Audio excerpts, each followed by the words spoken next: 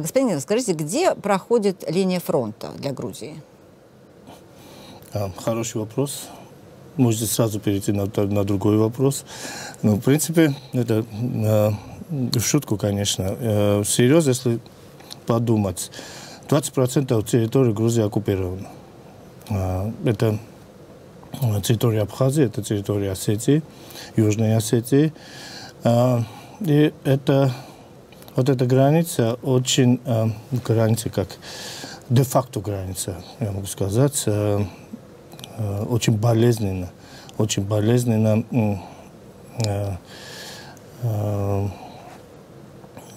болезненно воздействует на весь ландшафт военно-политического региона. То есть ваша линия фронта – это де-факто граница с Южной Осетией самопровозглашенной и самопровозглашенной Абхазией. Так получается? Знаете как, это можно не назвать это фронтом, потому что у нас там войск нет. Там есть внутренние войска, там есть Министерство внутренних войск, там есть полицейские подразделения, но не военные подразделения. Ну, конечно, это когда от Тбилиси на 40 километров находится вот такая территория, само собой, это уже и риск, и вызов, и угроза безопасности всей страны. А вот насчет угрозы и рисков, кто ваш враг? Кто ваш самый большой враг? С точки зрения военной, я имею в виду. Давайте не будем называть, не обязательно называть всех своими именами, и так понятно людям, особенно вот населению Грузии. Ну, давай лучше сказать, что наш риск вот это оккупированные территории, которые находятся в самой Грузии. Насколько реальна угроза для Грузии со стороны этих территорий? Скажем, если завтра российские войска пододвинут ближе к так называемой де-факто линии фронта, как вы будете отражать эту атаку? Мы, конечно, рассматриваем разные сценарии. Мы готовы под вооруженные силы к развитию разного сценария, но я хочу подчеркнуть, что и политическое руководство страны, и военное руководство страны делают все возможное, чтобы не дать причину для провокации. Потому что наше сейчас главное направление развивать свои вооруженные силы, развивать экономику страны, продолжить двигаться в направлении НАТО и создать Грузию более привлекательным для вот осетинов и абхазов для нашего будущего сотрудничества. Скажите, а насколько увеличился грузинский военный бюджет после того, как Россия, как в Украине началась война? Я могу сказать, что не увеличивался.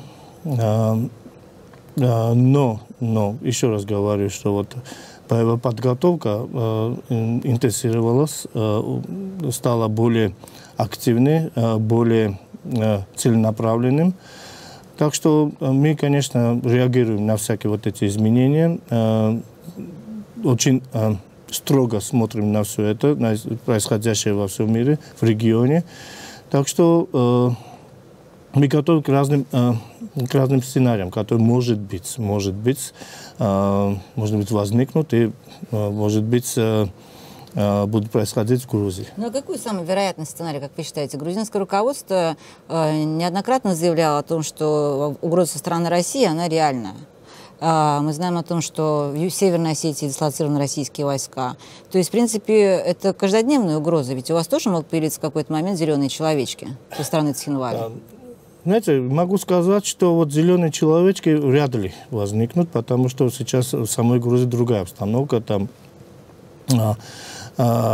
нет возможности там создавать такие подразделения, которые будут действовать без опознавательных знаков с местным населением, и там как специалисты, как эксперты или как военные подразделения будут действовать в самой Грузии. Для этого нет такой обстановки в самой Грузии. И население не настроено для такого сотрудничества с оккупантами. Да, но вы же понимаете, что по мере того, как Грузия будет интенсифицировать процесс интеграции в НАТО, в той же степени Россия будет увеличить свое недовольство и угрозы для Грузии Грузии будет намного больше. Еще раз хочу повторить, что мы рассматриваем разные сценарии развития событий, возможных событий, и мы готовы к таким разным событиям. Еще раз говорю, здесь самое плохое... Мы готовы к войне. Мы готовы к обороне страны. Самое плохое на человеческом уровне это то, что происходит, например, на границах с этих так называемых республик, когда идет бордеризация, так называемая, когда идет там проводят колючие проводки, проводят какие-то сетки, заборы. И вот представляете, к слову, для христианина смотреть через забор на кладбище своих предков и, например, к разным там христианским праздникам они не могут перейти эту границу, пойти там в ближайшую церковь, которая исторически была для нескольких деревень. Не только Грузии, кстати, и осетинских деревень. Таким местом, святым местом для обоих народов. Вы можете себе представить, что там находятся сейчас российские войска в этих оккупированных территориях, на оккупированных территориях находятся у вас российские войска, все пограничные службы российские, под российским контролем. Вооружение довольно такое внушительное, там завезено в этих районах, и вряд ли там местное население сейчас серьезно думает, что Грузия будет атаковать и силой захочет возвратить эти территории. Еще раз говорю, это на всех уровнях, от политического, военного, это объявлено, что Грузия не будет использовать силу для таких целей. Но никто нам не запрещает усилить свою обороноспособность и безопасность государства. Военным нужно воевать, правильно? Они получают тренинг, я понимаю, со стороны НАТО, со стороны других западных экспертов. А практически где они могут применить свои знания? Где тренируются, где воюет грузинская армия? Во-первых, вооруженные силы для того и существуют, для того тренируются, чтобы войны не было. Это так в общем сказать. Сейчас вооруженные силы Грузии активно участвуют в Афганистане в составе коалиции. У нас один усиленный батальон находится в Баграме, который их задача обеспечить безопасность военной базы Баграма. Там же находится усиленный взвод с задачей быстрого реагирования, подразделения быстрого реагирования. Усиленная рота проводит безопасность штаба всей этой миссии. И одна еще усиленная рота в Мазари-Шарифе с немцами находится как тоже подразделение быстрого реагирования. В общей сложности наш контингент сейчас является вторым по величине после американцев. Вы будете задавать, что вы там делаете, когда у вас такие проблемы в самой Грузии. Я могу сказать, что эта миссия для нас очень значима, потому что, во-первых, это отличный способ показать миру, что мы только используем общую безопасность, но и проводим участвуем в этой общей безопасности. Вторая причина то, что лучше встретить вызов или риск дальше от страны, чем в самой стране. Мы это понимаем. И третья причина – это отличная школа для военнослужащих. Они набирают опыт, набирают... То есть воевать или обороняться, они учатся в Афганистане? Не только. В Афганистане, в Грузии постоянно проводится подготовка, боевая подготовка по плану, по годичному плану, как обычно. Но дополнительно к этому ротационно наши подразделения участвуют в Афганистане в составе коалиции. Я доволен и мне очень, как вам сказать, приятно слышать те похвалы, которые правда получают наши ребята, которые правда делают свое очень тяжелое дело для страны, но далеко от страны. Ну, а вот вы сами, когда в последний раз участвовали в оборонительных боевых действиях? В боевых действиях, я могу сказать, это было в 2004 году. В 2004 году я участвовал в 90-м году, и в 92-м году, и в 94-м. Последние 20 лет для Грузии это цепь военных конфликтов, цепь каких-то... То, что не было войны, не означало, что не было там какие-то стычки, какие-то кризисы, какие-то вооруженные соприкосновения и так далее. Так что я участвовал вот в этих действиях, я дважды ранен. К сожалению, остался жив. И вот надеюсь, что... Наверное, так, дважды ранен, к сожалению, остался жив. А то так получается, как бы, к сожалению, остался жив. Да, можно так сказать. Неправильно поймут просто люди. Хорошо. Давайте перенесемся с Грузии в Украину. Наверняка вы работаете, сотрудничаете с своими украинскими коллегами. Как бы вы оценили боеспособность украинской армии ввиду того, что, в принципе, сейчас они вынуждены отодвигаться от своих позиций, вести оборонительную, в принципе, войну, так как наступление идет с той стороны в основном? Знаете, вот ситуация на Украине у меня вызывает там чувство дежавю. Это мы проходили в 90-е годы. То, что случилось в Абхазии, не в 2008 году. Это было абсолютно другая типа агрессии. Это было конвенционное, обычные боевые действия. А вот в Абхазии была очень похожая ситуация, то, что творится сейчас на Украине. Может быть, знаете, я заканчивал Украинскую военную академию, я там учился 2 года. И вот мне так больно вот смотреть вот то, что происходит на Украине. Это, несмотря на то, что вот эти офицеры, вот эти преподаватели, которые учились меня, и те ребята, которые вместе со мной учились, они были, я могу сказать, что один из лучших военных офицеров, боевых офицеров, с которыми я встречался в моей жизни. Но то, что случилось на Украине, это было, наверное, цепь каких-то фатальных ошибок. То, что привело вот к нынешней ситуации. Очень сложная ситуация на Украине. Но я надеюсь, что вот и мудрость, и ум, и навыки, и образование хватит украинскому народу, чтобы вот как-то выйти из этой ситуации более-менее нормально. Скажите, знаете, очень многие с точки зрения войны, очень интересно услышать ваше мнение. Как бы вот в Донбассе вооруженные силы вот этих вот непризнанных ЛНР и ДНР, они заявляют, что они все это сделали своими силами.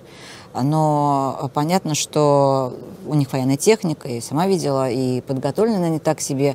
Ну вот давайте посмотрим на ситуацию реально. Смогли бы эти люди просто, которые вчера там были шахтерами, я не знаю, работали на каких-то всяких цехах, на каких-то заводах, вот взять и сражаться с армией целой страны?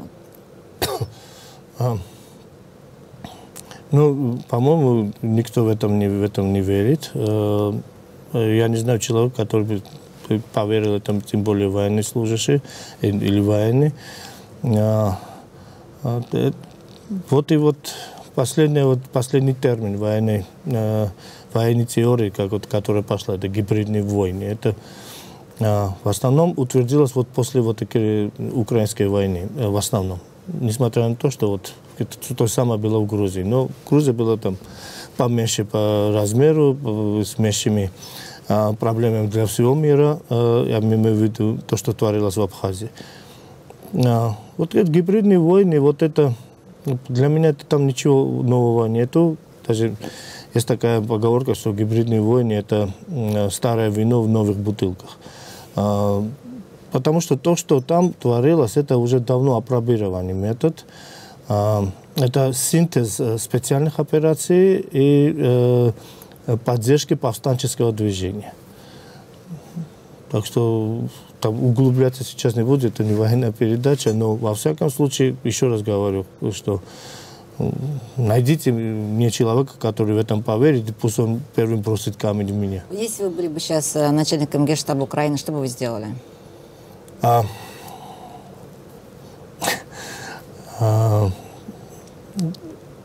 обязательно начал бы строить армию. Надо обязательно параллельно. Это ужасно трудно. Ужасно трудно там проводить боевые действия. В принципе, они не закончились. Они еще там постоянно проводят в перманентном фазе. Но обязательно надо строить новые вооруженные силы. Новые вооруженные силы, и они должны быть более современными, более лояльными народу, не государству, а народу, более лояльными и более эффективными, чем то, что у них есть. Как-то надо это все делать. Ну, у меня будет возможность наверняка встретиться с начальником генерального штаба Украины. Наверняка мы обсудим какие-то вопросы. Может, вы будете готовы им помочь, если они попросят? Да, мы сейчас помогаем, в смысле, в каком смысле, что мы помогаем, мы можем оказать помощь подготовке офицерского состава. Мы готовы принимать последнее решение, уже там технические детали, по-моему, сейчас уточняются. Мы готовы принять их раненых вместе с семьями, чтобы они отдохнули в Грузии. Там у нас очень хороший реабилитационный центр, и мы создадим все условия, чтобы они после таких травм там вернулись в строй, вернулись к нормальному образу жизни. И так далее, и так далее. И мы готовы разделить с ними наш опыт, который мы набирали через кровь и пот. Они обращались к вам за помощью? Они обращались за помощью, и еще раз говорю, о деталях, дополнительных деталях мы, конечно, будем с ними обсуждать. Скажите, в контексте этой войны в Украине и также усилившейся угрозы Грузии со стороны России, насколько увеличились ваши шансы, как Украины, так и Грузии, стать членами НАТО? К сожалению, на нынешнем этапе Грузия и Украина, к сожалению, в разных весовых категориях, я имею в виду направление НАТО. Мы гораздо ближе к этому. В принципе, сейчас можно уже спокойно говорить, что совместимость грузинских вооруженных сил с натовскими вооруженными силами почти полностью совпадает.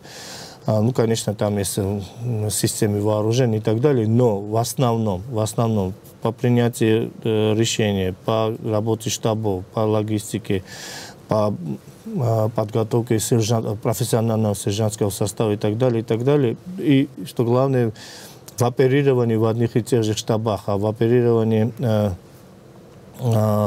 в разных коалиционных штабах наши ребята показали себя с наилучшими сторонами. То есть с военной точки зрения вы готовы, а да. Вот на политическом уровне? Ну, на моем месте должно быть сидеть не в форме человека, а с галстуком, с красивым галстуком. Он наверняка вам ответит на политическом уровне. Это самый тяжелый вопрос, потому что, как вы знаете, НАТО не одна страна, там много стран, когда не всегда их мнения совпадают. Есть какие-то, конечно, вопросы, дополнительные политические вопросы, какие-то политические сомнения, но не между военными. И моя цель и моя обязанность как военного руководителя, значит, опустить голову и работать с нашими ребятами для укрепления обороноспособности страны. И этим дополнительно еще мы будем привлекательнее НАТО, чем слабая какая-то разрушенная страна. Вы, говорят, в рагби играли в молодости. Довольно долго, да. Пригодились вам эти навыки? Это достаточно брутальная такая игра. Да. Переломный нос, переломный, она не оборонительная, сломанное ухо, там, потерянные зубы и так далее. Но я могу сказать, что вот лучшие мои годы, которые я, наверное, прожил, это было, когда вот я в этом участвовал, когда я вот в активном спорте был, вот в это играл в рагби. Наверняка помог, потому что это чисто, ну сейчас это не модно говорить, но чисто мужской спорт. Не хочу никого обидеть, но это отличная школа становления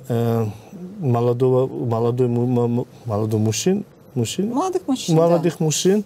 И вот отработка характера, отработка навыков, быстрого мышления, выносливости и так далее.